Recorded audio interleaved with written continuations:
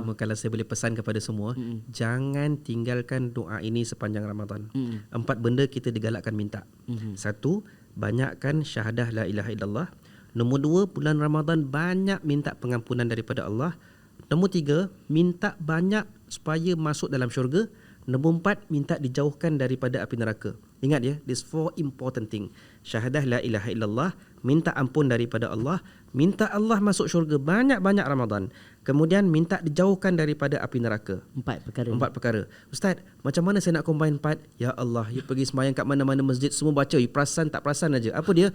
Asyhadu an la ilaha illallah, astaghfirullah, nas'alukal jannah wa na'udzubika minan nar.